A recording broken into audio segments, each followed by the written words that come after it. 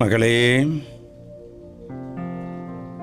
Jerusalem വചനകൂടാരത്തിൽ നിന്നും 3 minute പ്രാർത്ഥനയിലേക്ക് നമ്മളിതാ കടന്നു വരികയാണ്. ഇന്നു മുതൽ മാതാവ് തിരസ്കരിച്ച 10 മേഖലകളിലേക്ക് നമ്മൾ പ്രവേശിക്കാൻ പോവുകയാണ്. കോടിയർച്ചന അനേകായിരങ്ങൾ ഏറ്റെടുത്ത് കഴിഞ്ഞു.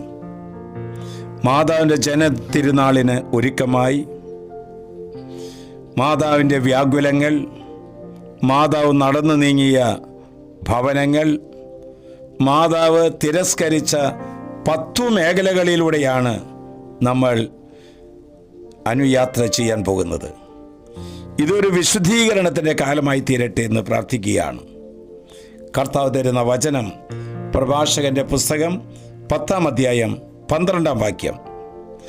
അഹങ്കാരം തുടങ്ങുമ്പോൾ കർത്താവിൽ നിന്ന് അകലുന്നു, ഹൃദയം അവൻ്റെ സൃഷ്ടാവിനെ പരിത്യജിച്ചിരിക്കുന്നു.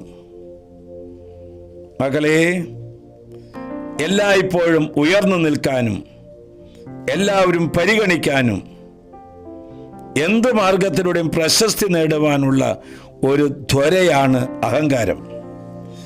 അത് മനുഷ്യനെയും ദൈവത്തെയും ഒരുപോലെ വെറുപ്പിക്കുന്ന തിന്മയാണ്.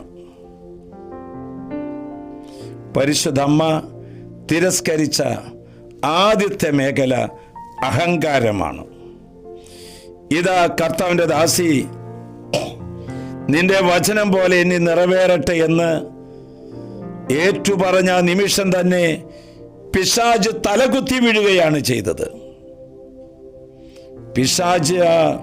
പിശാചിൻ്റെ ശത്രുവിൻ്റെ ഏറ്റവും ഇഷ്ടപ്പെട്ട ഭക്ഷണമാണ് അഹങ്കാരം. മാലാഖ പിശാചായി മാറിയത് അഹങ്കാരം കൊണ്ടാണ്. അഹങ്കാരം ആരംഭിക്കുമ്പോൾ നാശത്തിൻ്റെ വഴി ആരംഭിക്കുകയാണ്. അഹങ്കാരം എല്ലാ തിന്മകളുടെയും വിളഭൂമിയാണ്. അഹങ്കാരം എല്ലാ തിന്മയുടെയും അമ്മയാണ്. പാപം തഴച്ചു വളരുന്നത് അഹങ്കാരത്തിൻ്റെ മണ്ണിലാണ്. അഹങ്കരിക്കുന്നവർ പലപ്പോഴും പലയിടങ്ങളിലും കാലുതെറ്റി വീഴും. അഹങ്കാരം പിശാചിൻ്റെ ഒളിത്താവളമാണ്, കളിസ്ഥലമാണ്. അതിനെ തിരസ്കരിക്കാനാണ് മാതാവ് നമ്മോട് ആവശ്യപ്പെടുന്നത്. ജോബിനെ പോലെ പരീക്ഷകൾ ഉണ്ടായേക്കാം, എന്നാൽ നഷ്ടങ്ങളെല്ലാം ലാഭങ്ങളാക്കി മാറ്റാൻ മാതാവ് വഴി കാണിച്ചു തരും. മകളെ, അഹങ്കാരത്തിൻ്റെ വഴികളെ തിരസ്കരിച്ച് മാതാവിനോടൊപ്പം സൂക്ഷ്മതയോടെ ശ്രദ്ധയോടെ നമുക്കും വ്യാപരിക്കാം. നമുക്കും യേശുവിൻ്റെ പ്രിയങ്കരായി മാറാം. ആശ്വാസപ്രദമായ രാത്രി, പ്രതീക്ഷാനിർഭരമായ പ്രഭാതം, സൽപ്രവർത്തികൾ നിറഞ്ഞ ദിവസം നൽകി നാം എല്ലാവരെയും അനുഗ്രഹിക്കട്ടെ.